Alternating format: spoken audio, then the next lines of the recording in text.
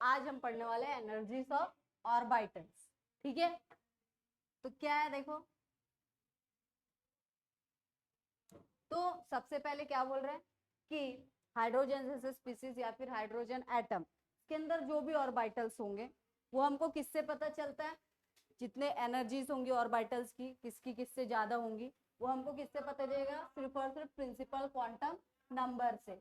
Hydrogen या फिर hydrogen जैसे एलिमेंट्स के जो ऑर्बिटल्स होंगे, ठीक है, उनके अंदर एनर्जी कितनी ज्यादा होंगी या फिर कितनी कम होंगी वो किससे पता चलेगा, सिर्फ और सिर्फ प्रिंसिपल क्वांटम नंबर। अब बताओ इसके पीछे रीजन क्यों बोल रहा है कि सिर्फ हाइड्रोजन या फिर हाइड्रोजन जैसे एलिमेंट्स के बारे में ही वो बात कर रहा है, सबके बारे में क्यों नहीं बात कर रहा है, ऐसा क्यों?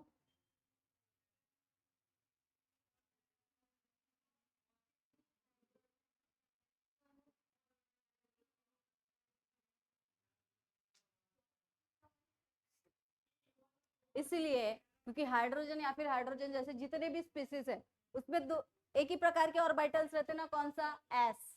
ठीक है, जिस एस का प्रिंसिपल क्वांटम नंबर ज्यादा उसका एनर्जी कैसी रहेंगी, ज्यादा। हमने खुद ही पढ़ा है कि अगर ऑर्बिट छोटा रहेगा तो ऑर्बिटल की एनर्जी कम, जैसे जैसे ऑर्बिट बड़ा रहेगा ऑर्बिटल की एनर्जी क्या होती जाएगी, बढ़ती जाएगी। ठीक है, जैसे हमने पढ़ा हाइड्रोजन और हाइड्रोजन जैसे स्पीसीज के बारे में तुमको बताया था, एग्जाम्पल दिया था कि हाइड्रोजन है तो 1s2 1s1 है। ठीक है, फिर हीलियम भी बन सकता है अगर He+ रहा तो वो भी क्या रह सकता है, 1s1। ठीक है, या लिथियम भी हो सकता है। ठीक है, हाइड्रोजन जैसा ही है ना, क्या है 1s2 और 2s1, दोनों में क्या है, एस ऑर्बिटल ही है ना। तो जिसकी प्रिंसिपल क्वांटम नंबर ज्यादा उसकी एनर्जी कैसे रहेंगी, ज्यादा। ठीक है, ये किसके लिए, सिर्फ और सिर्फ हाइड्रोजन जैसे एटम्स के लिए। ठीक है, बाकियों के लिए बोल रहे हैं देखो, interaction in this species is attraction between electron and the nucleus. ठीक है, इन दोनों स्पीसीज के बीच में जो भी इंटरेक्शन होता है, ठीक है, वो किस लिए होता है, क्यों, तो इलेक्ट्रॉन के बीच में अट्रैक्शन और न्यूक्लियस के बीच में अट्रैक्शन, न्यूक्लियस और इलेक्ट्रॉन्स के बीच में अट्रैक्शन होने के कारण इन स्पीसीज के बीच में क्या होता है, इंटरेक्शन होता है, ऐसा वो बोल रहे हैं। ठीक है, तो हाइड्रोजन एटम के लिए जो भी ऑर्बिटल्स की जो भी एनर्जी होंगी वो देखो बताया है, उसका इंक्रीजिंग ऑर्डर बताया है। ठीक है, देखो कि 1s की एनर्जी 2s से कैसी रहेंगी, कम। 2s और 2p जो ऑर्बिटल होंगे दोनों की एनर्जी कैसी रहेंगी, सेम रहेंगी, क्योंकि एक ही ऑर्बिट में तो एनर्जी पे कैसी रहेगी, सेम। 3s की एनर्जी 2p से कैसी रहेगी, ज्यादा। 3s की एनर्जी और 3p और 3d तीनों की एनर्जी कैसी रहेंगी, क्योंकि तीनों कौन से ऑर्बिट में, सेम ऑर्बिट। यही बात जा रही है, जिनका प्रिंसिपल क्वांटम नंबर सेम है उनकी एनर्जी कैसी रहेगी, सेम। और जिसका ज्यादा है और किसी का कम है तो कम प्रिंसिपल क्वांटम नंबर तो एनर्जी पे कैसी रहेगी, कम। और ज्यादा प्रिंसिपल क्वांटम नंबर तो ऑर्बिटल की एनर्जी कैसी रहेगी, ज्यादा। इसलिए देखो 1s की एनर्जी कम है और 2s की एनर्जी, दोनों का प्रिंसिपल क्वांटम नंबर सेम है, एनर्जी कैसी है, इक्वल। इसका कम इसका ज्यादा इसलिए इसकी एनर्जी कैसी है, ज्यादा। और तीनों की प्रिंसिपल क्वांटम नंबर सेम है इसलिए एनर्जी पे कैसा है, सेम।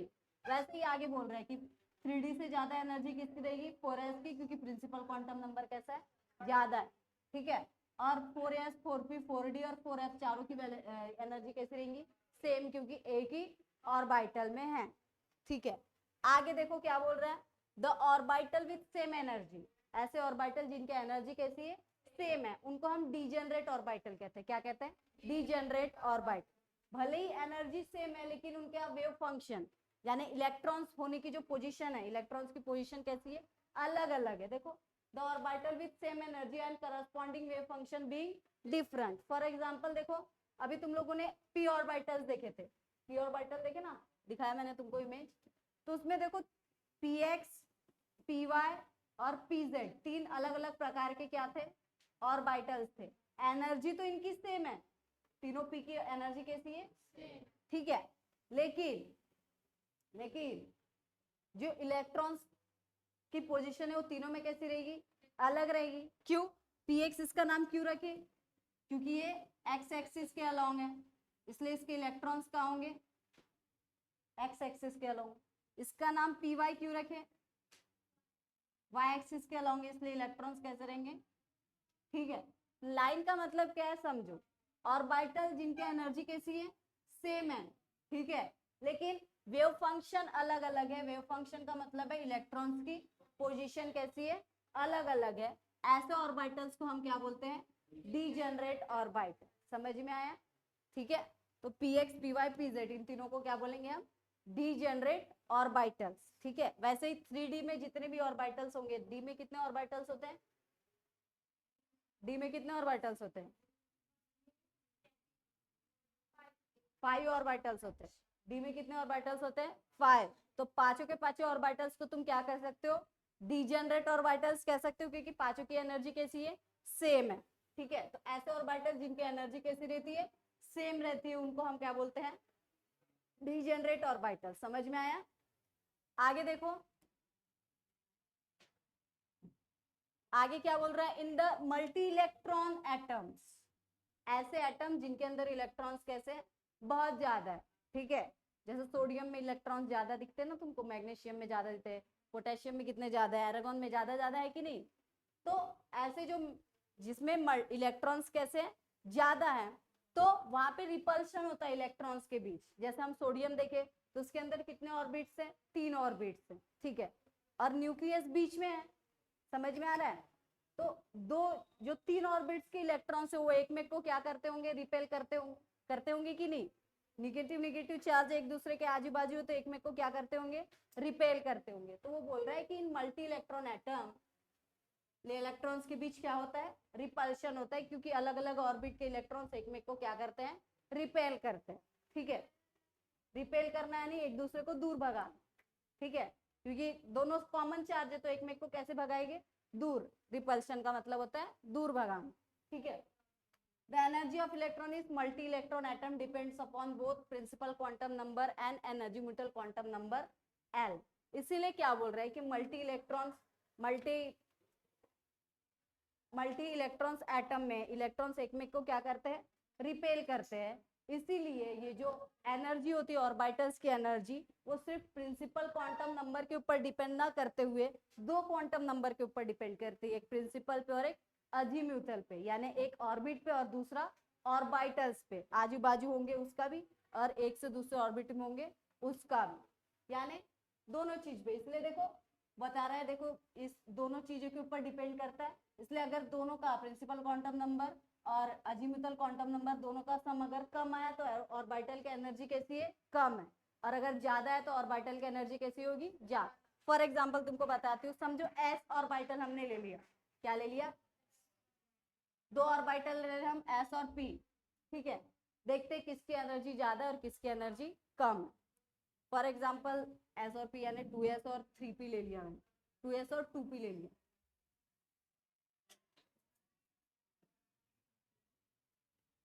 ठीक है, या 3p ले लेती हूँ ना, मेरी मर्जी, 2s और क्या लेती हूँ, ठीक है।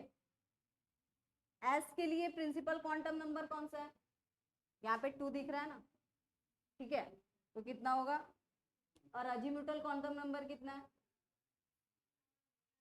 एस के लिए अजीमुथल क्वांटम नंबर कितना होता है, 0। 2 + 0 कितना होगा, 2। पी के लिए प्रिंसिपल क्वांटम नंबर यहाँ पे 3 दिया है, और अजीमुथल क्वांटम नंबर क्या होता है, पी के लिए 1 रहता है ना। देखो ना एल की वैल्यू पी के लिए क्या रहती है, 1 रहती है, 3 + 1, पी की वैल्यू ज्यादा है, एन और एल को मिला है तो पी की वैल्यू कैसी आ जा रही है, ज्यादा आ जा रही है, और एस की वैल्यू कैसी आ रही है। इसलिए कौन सा ऑर्बिटल ज्यादा एनर्जी होगा, यही बोल रहा है, ठीक है। जिस ऑर्बिटल के लिए ये जो सम है, जिसका सम ज्यादा होगा उसकी एनर्जी कैसी होगी, ज्यादा, और जिसका ये सम कम होगा उसकी एनर्जी कैसी होगी, कम। समझ में आया,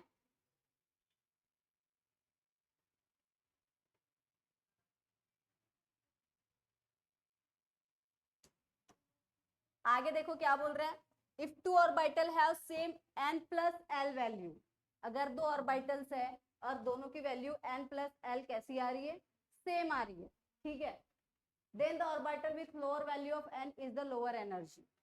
तो जो ऑर्बिटल जिसकी वैल्यू n वाली वैल्यू कैसी है, कम है, उसको हम क्या बोलेंगे कि उसकी एनर्जी भी कैसी होगी, कम होगी।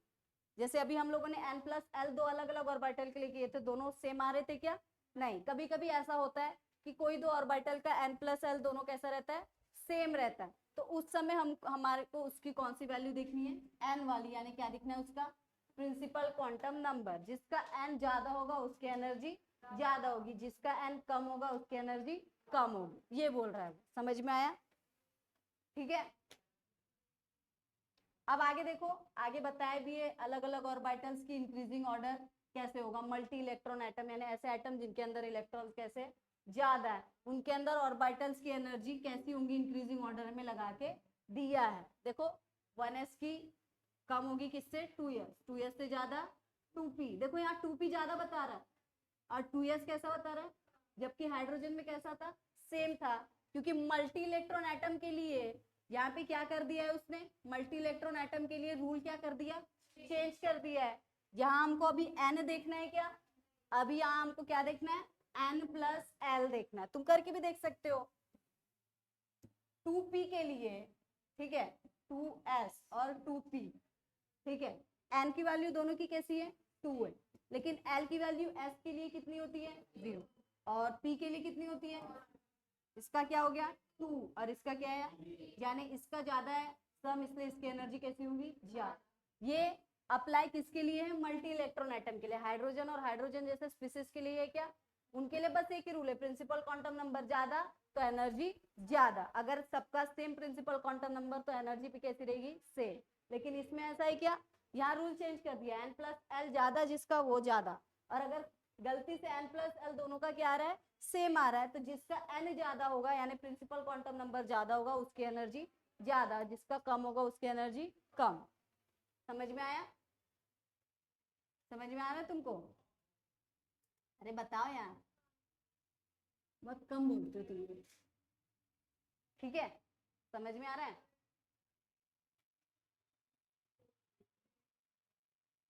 जैसे देखो ये वाला सेकंड वाला रूल तुमको मैं फिर से बताती हूँ। ये वाला रूल, जैसे हम दो ऑर्बिटल रहे 2p और 3s, दो ऑर्बिटल ले रहे हैं, हमको पता करना है कि किसकी एनर्जी ज्यादा है और किसकी क्या है? कम। हम वही रूल यूज करेंगे, कौन सा? n+l, क्योंकि कौन सा एटम है? Multi electron. ठीक है, फिर से p के लिए क्वांटम नंबर कितना है? 2 दिख रहा है ना यहाँ पे। n की वैल्यू कितनी है? 2, और l कितना होता है? 2+1। वैसे ही 3 के लिए प्रिंसिपल क्वांटम नंबर की वैल्यू कितनी दी है? 3, और l की वैल्यू क्या होती है? 3+0। तो तीनों का n+1 कैसा है? सेम है। तो बोल रहा है कि अगर ऐसी कंडीशन आई, दो ऑर्बिटल का n+l कैसा आ रहा है?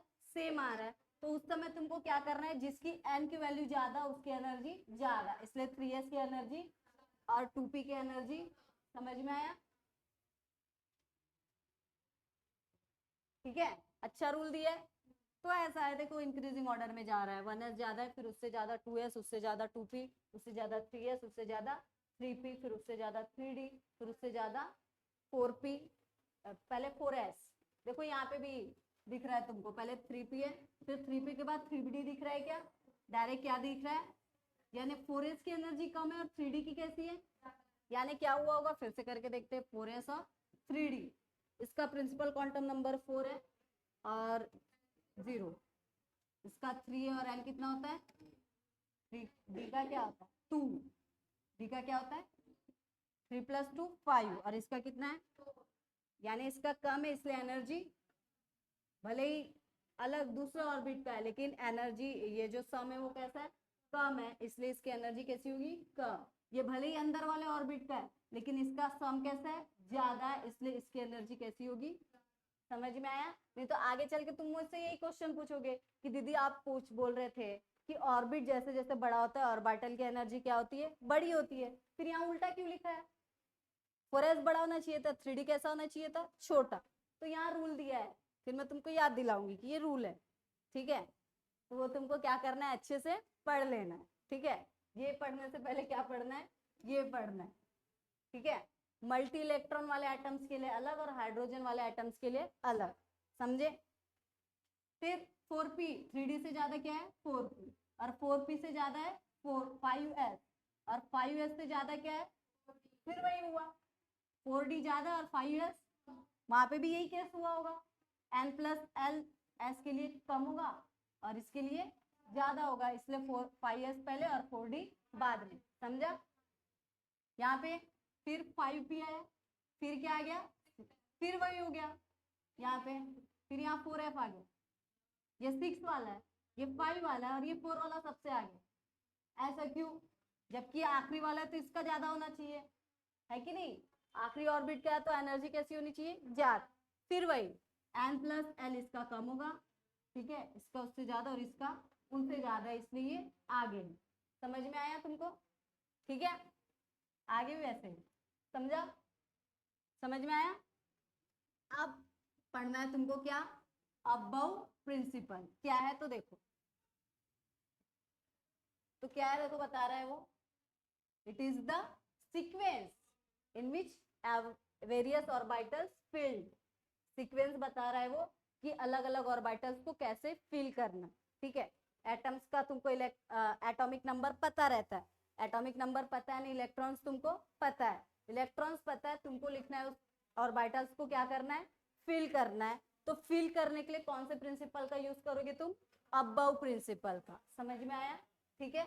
और ये जो है अबव प्रिंसिपल अलग अलग चीजों के ऊपर डिपेंड करता है, based on increasing order of energy of orbital, इसके ऊपर बेस्ड है, यानी इसी बेसिस के ऊपर तुमको बनाना है, पहले 1s को, फिर 2s को, फिर 2p को, फिर 3s को। और दूसरा पॉली एक्सक्लूजन प्रिंसिपल, ये भी तुम आगे थोड़ी देर बाद पढ़ोगे, ठीक है। और hertz rule of maximum multiplicity, ये भी आगे पढ़ोगे, क्या है दो ये प्रिंसिपल और ये hertz rule of maximum multiplicity. मैं अभी तुमको बता देती हूँ, थोड़ा आइडिया देती हूँ। पॉली एक्सक्लूजन प्रिंसिपल में बताया है कि कोई भी एटम है, ठीक है, कोई भी इलेक्ट्रॉन्स है, उसके लिए जो 4 ऑर्बिटल्स होते हैं, उनके जो 4 क्वांटम नंबर हमने पढ़े ना, तो कोई भी ऑर्बिटल, कोई भी इलेक्ट्रॉन्स के लिए 4 क्वांटम नंबर सेम होते नहीं है, एक क्वांटम नंबर कैसा होता है, अलग होता है, वो कैसे होगा वो हम पढ़ेंगे आगे।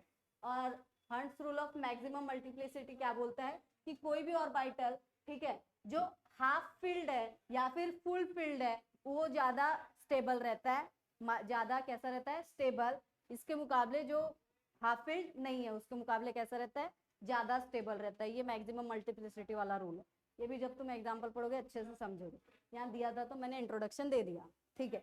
अब हम पढ़ते क्या, अबव प्रिंसिपल, यानी किसी भी एटम का इलेक्ट्रॉनिक कॉन्फ़िगरेशन तुमको बता दिया कि ये एटॉमिक नंबर है, इतने इलेक्ट्रॉन्स है, तुमको इसका क्या लिखना है, इलेक्ट्रॉनिक कॉन्फ़िगरेशन। तो इस प्रिंसिपल के बेसिस पे तुम क्या लिखोगे, इलेक्ट्रॉनिक कॉन्फ़िगरेशन, समझे कैसा है। तो देखो ये डायग्राम बहुत खतरनाक दिख रही है, ठीक है, तो तुमको शुरुआत कहाँ से करनी है वही बता रहा है वो। सबसे पहले कौन से ऑर्बिटल में फिल करोगे, फिर उसके बाद फिर 2p, फिर 3s, फिर, ठीक है, फिर 4s, एरो के साथ जाओ,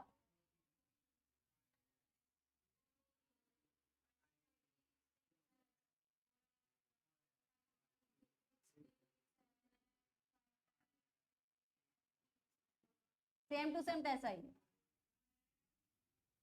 ठीक है। तो तुम्हारा होमवर्क क्या है,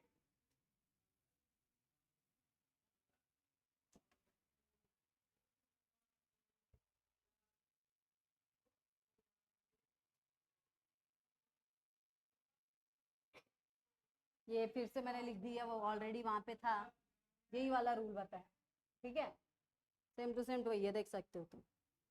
तो तुम्हारा आज का होमवर्क ये है कि 30 तक के एलिमेंट तुमने पढ़े, उनका इलेक्ट्रॉनिक कॉन्फ़िगरेशन 10 तक वाला लिखा है, तुमको अभी कौन सा इलेक्ट्रॉनिक कॉन्फ़िगरेशन लिखना है, 12th वाला लिखना है, ठीक है। मैं एक दो का बता देती हूँ, फॉर एग्जाम्पल देखो, ये बॉक्स देखना है तुमको, ठीक है, और क्या करना है, इलेक्ट्रॉनिक कॉन्फ़िगरेशन लिखना है।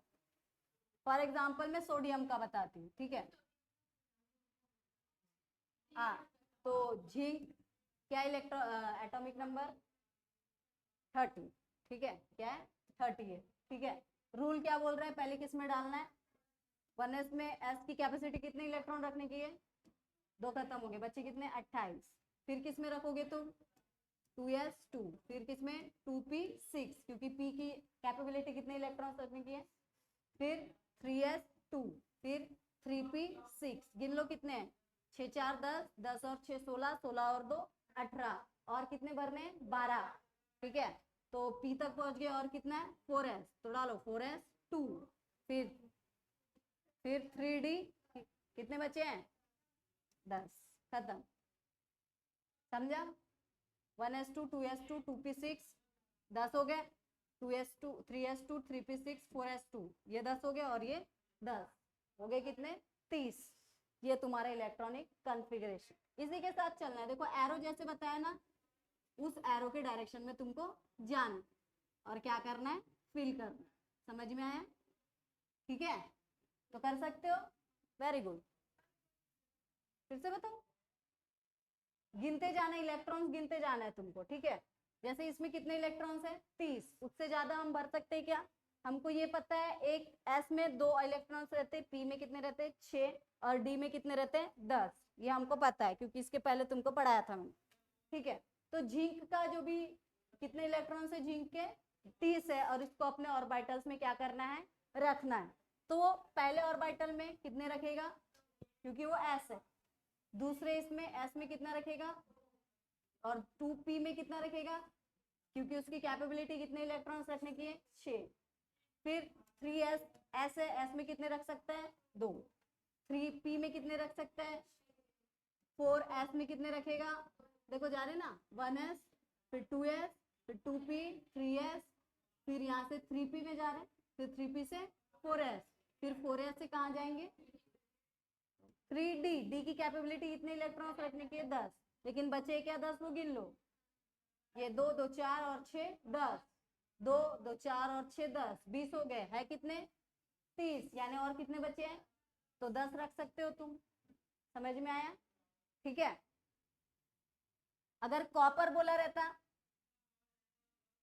तो कॉपर का इलेक्ट्रॉनिक एटॉमिक नंबर कितना 29, तो यहाँ तुम 3D में 10 लिखते क्या, यहाँ 2 रहता 6 हो गया 10, 2 2 6 20 हो गए। अब बचे कितने इसके पास, और यानी 10 रखेगा क्या, डी में कितने रखेगा,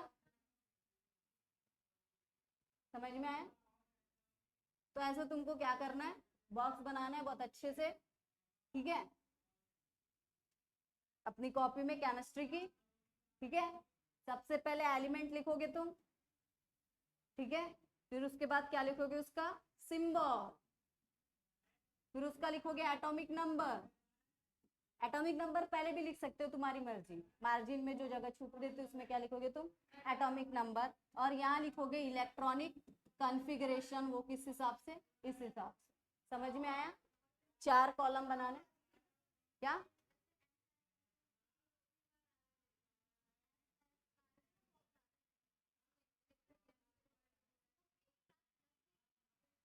कौन सा एस,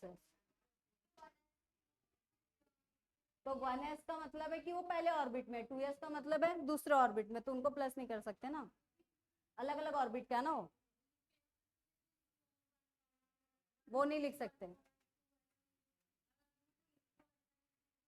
किसको कैसा लिखना,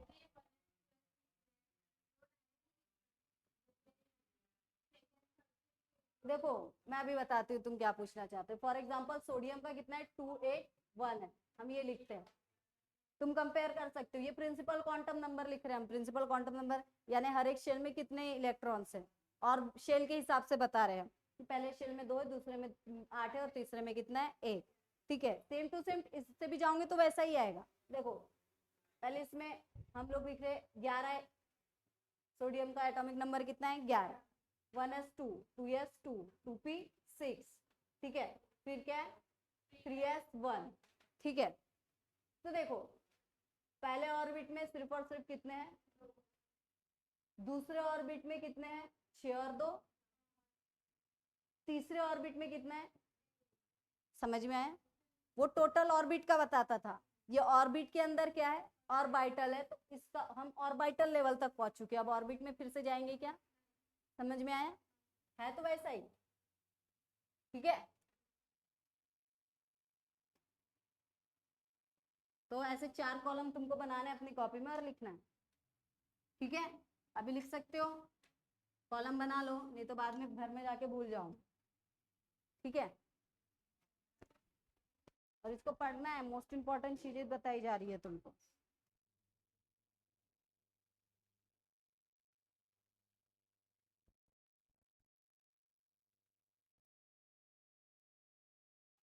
अब हम देखने वाले हैं पॉलिश एक्सक्लूजन प्रिंसिपल। क्या बोल रहा है देख, अभी तुमको बताया कि एटम के ऑर्बिटल्स के अंदर जो इलेक्ट्रॉन्स होते हैं उनका भी क्या होता है, प्रिंसिपल क्वांटम नंबर, अलग अलग क्वांटम नंबर्स होते हैं। ये प्रिंसिपल क्या बता रहा है कि कोई भी दो इलेक्ट्रॉन जो एक ऑर्बिटल के अंदर होते हैं उनके जो चारों क्वांटम नंबर्स होते हैं चारों सेम हो सकते नहीं है, ऐसा वो बोल रहे हैं। फॉर एग्जांपल देखो, एस ऑर्बिटल में कितने इलेक्ट्रॉन्स होते हैं, 2, ठीक है। तो एस के लिए एन की वैल्यू कितनी होगी, पहले वाले अगर ऑर्बिट में एस रहा तो एन की वैल्यू कितनी होगी, एल की वैल्यू कितनी होगी 0, और एम एल की वैल्यू कितनी होगी, एस के लिए कितनी होती है, फिर देखो बता रही हूं मैं, हाँ देखो ना, ये शेल के बारे में बात कर रहा है। अब हम 1s की बात कर रहे हैं। 1s के लिए अगर प्रिंसिपल क्वांटम नंबर कैसा होगा 1, s के लिए अजीम्यूटल क्वांटम नंबर कितना होता है, l कितना होता है 0, s के लिए जो भी है, s के लिए जो ml होता है वो कितना होता है, समझ में आया, तुम क्या बोल रहे थे 1, क्या बोल रहे थे 1, गधे कहेंगे, क्या होता है 0, ठीक है।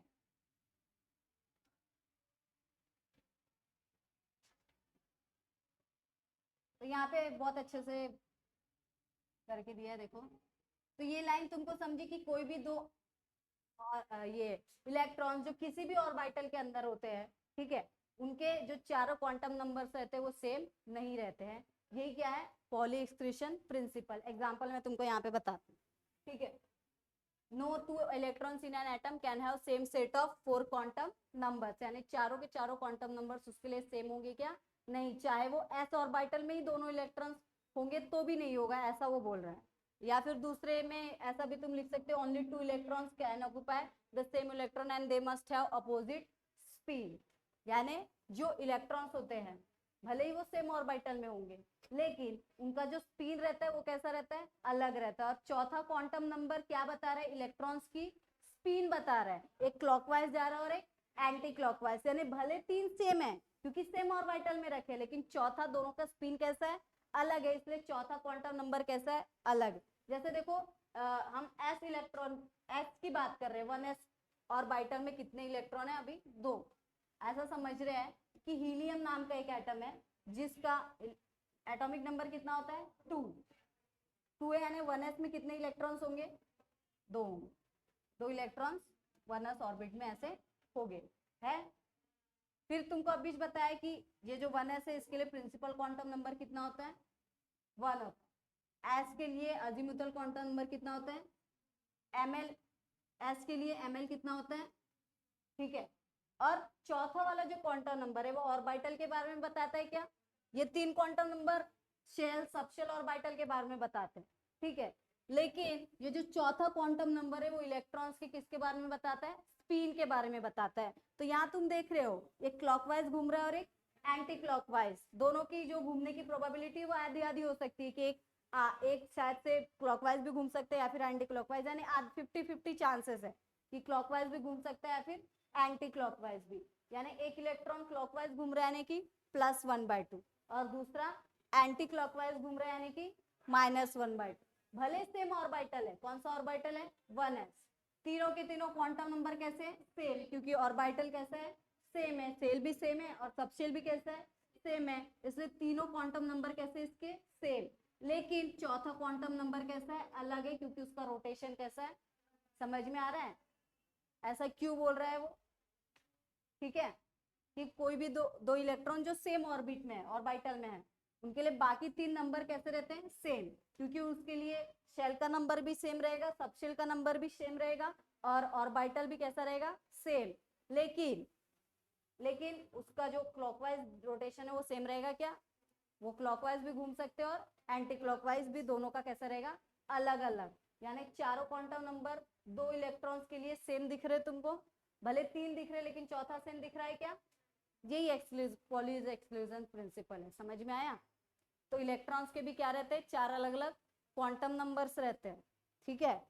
इसलिए वो जो टेबल है ना वो तुमको याद रखने के लिए बोला था कल, लेकिन हमने याद ही नहीं किया, गधे कहीं के। तुमको अगर मैं पूछूं कि बताओ कि P के लिए अजीमुथल क्वांटम नंबर कितना होगा या फिर मैग्नेटिक क्वांटम नंबर कितना होगा, तुमको पट से आंसर देते आना चाहिए। समझ में आया कि L की वैल्यू कितनी होगी P के लिए, तुमको बताते आना चाहिए L की वैल्यू कितनी होगी। कितनी होगी बताओ P के लिए? 2। कितनी होगी? 2। तो फिर ml कितना होगा उसके लिए?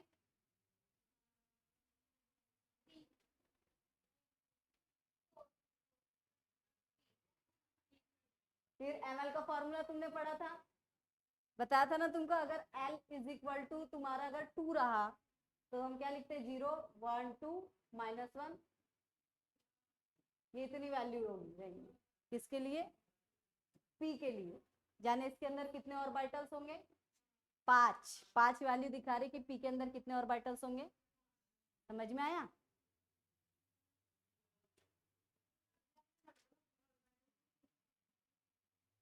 मैंने पूछा कि P अगर मैं दूं और पूछूं कि बताओ ml की वैल्यू कितनी होगी, तो तुमको बताते आना चाहिए।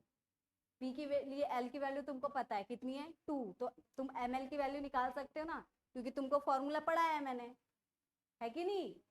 कल पढ़ा था ना। एक बार टेबल अच्छे से घर से पढ़ के आओ, तो तुमको ये पॉलीज एक्सक्लूजन प्रिंसिपल अच्छे से समझेगा। नहीं पढ़ के आओगे तो नहीं समझेगा, फिर ऐसे ही घूमते रहना डाउट ले लेके। ठीक है? समझ में आ रहा है तुमको?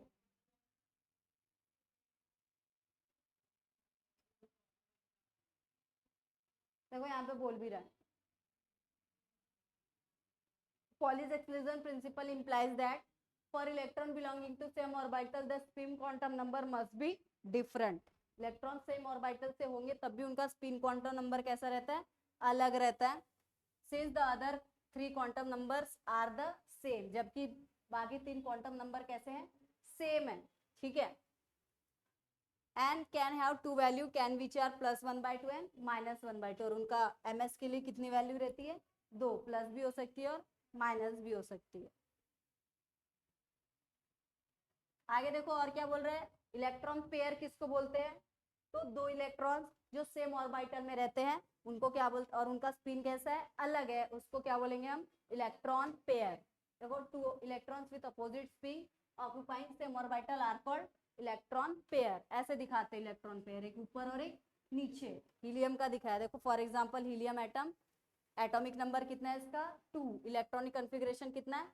1s2। या फिर तुम नोट भी कर सकते हो ऑर्बिटल नोटेशन में, ऐसा डब्बा बना के एक ऊपर और एक नीचे, यानी एस ऑर्बिटल में कितने इलेक्ट्रॉन्स है? 2, एक ऊपर और एक नीचे, यानी एक का क्लॉकवाइज है और एक का एंटी क्लॉकवाइज।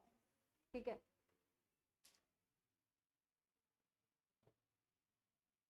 और जो भी 1s ऑर्बिटल में जितने भी इलेक्ट्रॉन्स होंगे उसके अलग अलग क्या बताया उसमें? क्वांटम नंबर्स बताया। ठीक है? तुम 2s वाला भी निकाल सकते हो क्या होगा। 2s वाला मैंने बोल दिया, तो बताओ क्या चेंज होगा? बस 2s